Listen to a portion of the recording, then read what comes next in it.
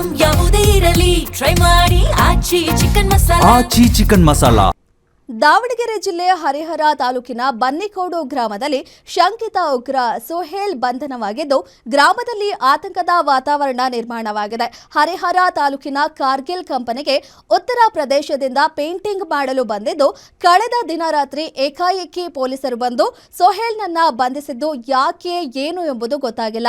ಮಾಧ್ಯಮದಲ್ಲಿ ಪ್ರಸಾರವಾದ ನಂತರವೇ ನಮ್ಮ ಮನೆಯಲ್ಲಿ ಶಂಕಿತ ಉಗ್ರ ಇದ್ದ ಎಂಬ ಮಾಹಿತಿಯನ್ನ ಗ್ಯಾರಂಟಿ ನ್ಯೂಸ್ಗೆ ತಿಳಿಸಿದ್ದಾರೆ. ಇನ್ನು ಈ ಕುರಿತು ನಮ್ಮ ದಾವಣಗೆರೆ ಪ್ರತಿನಿಧಿ ಮಲ್ಲಿಕಾರ್ಜುನ್ ಕೈದಾಳೆ ಸೊಹೇಲ್ಗೆ ಬಾಡಿಗೆ ಮನೆ ನೀಡಿದ ಕುಟುಂಬದ ಮಾಲೀಕರನ್ನ ಎಕ್ಸ್ಕ್ಲೂಸಿವ್ ಆಗಿ ಮಾತನಾಡಿಸಿದ್ದಾರೆ. ಬನ್ನಿ ಏನ್ ಹೇಳಿದ್ದಾರೆ ನೋಡ್ಕೊಂಡು ಬರೋಣ.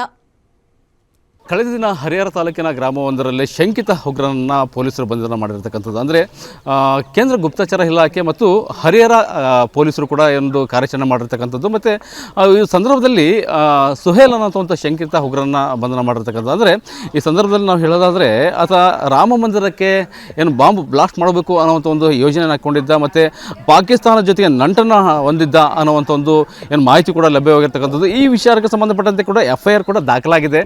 ಸೊ ಸೊಹೇಲ್ ಅಂತ ಏನಿದ್ದಾನೆ ಇದೇ ಒಂದು ಏನು ಮನೆ ಏನಿದೆ ಈ ಒಂದು ಮನೆಯಲ್ಲಿ ಆತ ವಾಸವಾಗಿದೆ. ಅಂದರೆ ಕಳೆದ 15 ದಿನದಿಂದ ಬಂದು ಈ ಒಂದು ಮನೆಯಲ್ಲಿ ಏನು ವಾಸ ಮಾಡಿರ್ತಾನೆ. ಅಂದರೆ ಹರಿಹರ ತಾಲೂಕು ಬನ್ನಿಕೋಡು ಒಂದು ಗ್ರಾಮ ಏನಿದೆ, ಗ್ರಾಮದ ಹೊರವಲಯದಲ್ಲಿರ್ತಕ್ಕಂಥ ಒಂದು ಮನೆ ಏನಿದೆ, ಆ ಒಂದು ಮನೆಯಲ್ಲಿ ಸುಮಾರು 10 ಜನ, ಅಂದರೆ ಏನು ಉತ್ತರ ಭಾರತದ ಕಡೆಯಿಂದ ಬಂದಂಥ ಏನು 10 ಜನ ಏನಿದ್ದಾರೆ ಅವರು ಕಾರ್ಗಿಲ್ ಒಂದು ಏನು ಖಾಸಗಿ ಕಂಪ್ನಿ ಏನಿದೆ, ಫ್ಯಾಕ್ಟ್ರಿ ಏನಿದೆ, ಆ ಫ್ಯಾಕ್ಟ್ರಿಯಲ್ಲಿ ಏನು ಪೇಂಟಿಂಗ್ ಮಾಡಲಿಕ್ಕೆ ಬಂದಿರತಕ್ಕಂಥದ್ದು.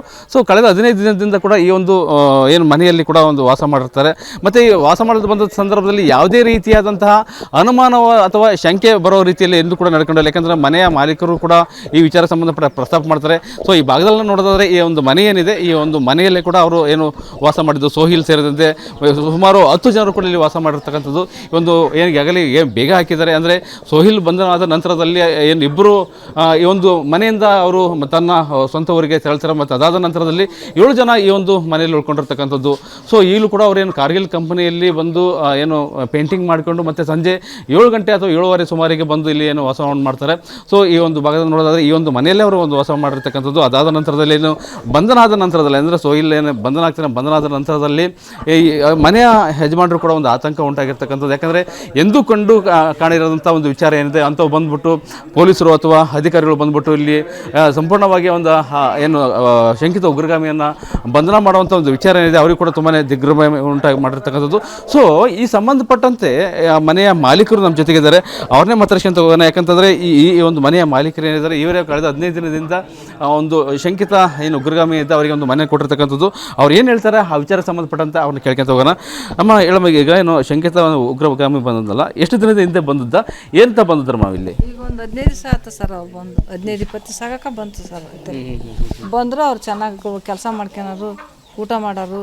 ಬೆಳಗ್ಗೆ 9 ಗಂಟೆಗೆ ಹೋದವರು ತಿರ್ಗಿ ಬೈಸೇರೆ 7:30-8 ಗಂಟೆಗೆ ಬಂದು ಮತ್ತೆ ಅಡುಗೆ ಮಾಡ್ಕೊಳೋರು, ಊಟ ಮಾಡೋರು, ಹೋಗೋರು. ಅವ್ರು ಬಂದಾಗ ನಾವು ಇಲ್ಲೇ ಬಾಕ್ಲ ಕೂತ್ಕೊಂಡ್ರೆ ಅವ್ರು ನಮಗೆ ಸನ್ಮಾನ ಮಾಡಿ ಹೋಗೋರು.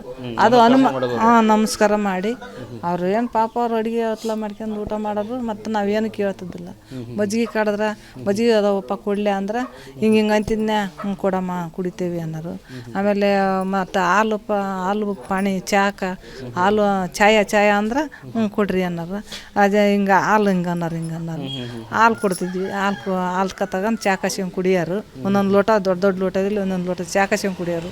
ಅವನ್ನೆಲ್ಲ ಕೆಲಸ ಅವನು ಅವ್ರ ಜೊತೆಗೆ ಕೆಲಸ ಮಾಡೋನು. ಪಸಂದಾಗ ಇದನ್ನ ಹಚ್ಕೊಂಡು ಕುತ್ಕೊನವನು.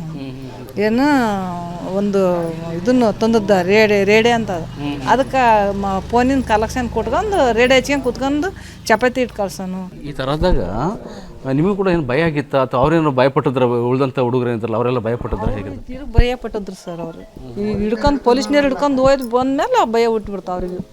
ಅಮ್ಮ ನಮಗೆ ಗೊತ್ತಿಲ್ಲ, ಅವ್ನು ಹಿಂಗೆ ಮಾಡ್ತಾನೆ ಅನ್ನೋದು ಗೊತ್ತಿಲ್ಲ ಅನ್ನೋರು ಅವರು. ಪಾಪ ಅವರು ಏನೋ ಎಂದೋ ನಮಗೆ ಗೊತ್ತಿಲ್ಲ. ಅವರು ಒಳ್ಳೆಯರ ಕೆಟ್ಟರ ಗೊತ್ತಿಲ್ಲ. ಯಾಕಪ್ಪ ಹಿಂಗೆ ಅಂತ ಕೇಳಿದಾಗ ಆ ಥರ ಹೇಳಿದ್ರು ಅವ್ರು ನಮಗೆ. ಇದು ಮನೆಯ ಯಜಮಾನತಿಯ ಮಾತು. ಮತ್ತು ಒಂದು ಕಡೆಗೆ ಮನೆ ಯಜಮಾನ್ರು ಒಬ್ಬರು ಇದ್ದಾರೆ, ಅವ್ರನ್ನೂ ಮಾತಾಡ್ಸ್ಕೊಂತ ಹೋಗೋಣ. ಯಜಮಾನ್ರೆ, ನಿಮ್ಮ ಜೊತೆಗೆಲ್ಲ ಒಂದು ಸ್ವಲ್ಪ ಒಡನಾಟ ಇತ್ತು ತಂಗೆ? ಅಂದರೆ ಬೈಕ್ ತಗೊಂಡು ಹೋಗೋದು, ಮಾಡೋದು, ಅದ್ರ ಜೊತೆ ಏನೋ ಮಾತಾಡೋದು, ಏನೋ ಇಂಥ ಕೆಲವೊಂದು ಸಣ್ಣ ಪುಟ್ಟ ಕೆಲಸದಲ್ಲ ಆತ ಬಯಸ್ಕೊಳ್ತಾ ಇದ್ದ. ಸೊ ಈ ಟೈಮಲ್ಲಿ ನಿಮ್ಮ ಜೊತೆ ಯಾವ ಥರ ನಡ್ಕೊಳ್ತಾ ಇದ್ದ? ನೋಡ್ರಿ, ಅವರು ಅದೊಂದು ಹುಡುಗ ಮಾತ್ರ ಅಷ್ಟೇ ಬೈಕ್ ಕೇಳ್ತಾ ಇದ್ದಾರೆ. ನಾನು 2 ದಿನಕ್ಕೊಮ್ಮೆ ನಾವು ಇನ್ನಿದ್ದರೆ ಯಾರೂ ಬೈಕ್ ಕೇಳ್ತಿದ್ದಿಲ್ಲ. ಅಕಸ್ಮಾತ್ ಪೀಟ್ರ್ ನೀರು ತರಕ್ಕೆ ಹೋಗಾರ ಅವ್ರು ಯಾರು ಒಬ್ಬರು ಅವ್ರು ಇದ್ದ ಒಟ್ಟು ವಯಸ್ಸಾದ ಯಜಮಾನಿಂದ ಕೊಡಪ್ಪ ಅನ್ಸೋರು ಅಂತ ನಾವು ಕೊಡ್ತಿದ್ದೆ. ಬೈಕ್ ಕೊಡ್ರಿ ಅನ್ನೋ ಹೋಗಿ ಒಂದು ಸಲ ನೀರು ತರೋರಾಟ.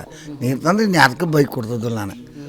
ಬೈಕ್ ಮಾತ್ರ ಯಾವ ರೀತಿಯಲ್ಲಿ ಕೊಡ್ತಿದ್ದಿಲ್ಲ. ಆ ಹುಡುಗ ಕೆಟ್ಟದಂದೆ ನಮಗೇನು ಹೊರಗೇನು ಅವರು ಏನು ಮಾತಾಡ್ತಾರೆ ಏನು ಬಿಡ್ತಾರೆ ನನಗೆ ಗೊತ್ತಿಲ್ಲ.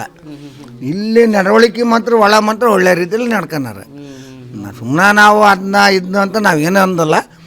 ಅವರು ಯಾವ್ದಾರ ಕೆಟ್ಟದ್ದು ಒಳ್ಳೆ ರೀತಿ ಇದನ್ನು ಇಂಥದ್ದಂತ ಮಾತಾಡಿಲ್ಲ.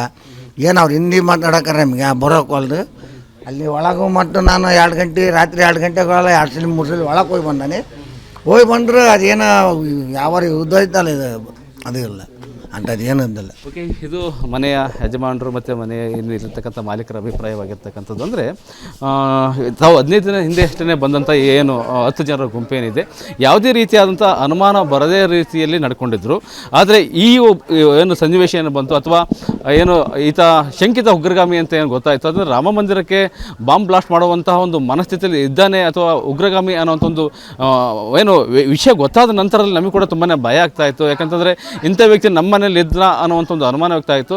ಅದ್ರ ಜೊತೆಗೆ ಮುಂದೆ ಏನಾದರೂ ಕೂಡ ಯಾರಿಗಾದ್ರೂ ಮನೆ ಕೊಡಬೇಕಂತಂದರೆ ತುಂಬ ಯೋಚನೆ ಮಾಡುವಂಥ ಪರಿಸ್ಥಿತಿ ನಮಗೆ ಎದುರಾಗಿದೆ. ಸದ್ಯದ ಮಟ್ಟಿಗೆ ಎಲ್ಲಿಗೆ ಮುಗಿದೋಯ್ತು ಅನ್ನುವಂಥ ಒಂದು ಅಭಿಪ್ರಾಯವನ್ನು ಕೂಡ ಮನೆ ಯಜಮಾನರು ತಿಳಿಸಿರ್ತಕ್ಕಂಥದ್ದು. Mallikarjuna Kaidale, guarantee news, Davanagere.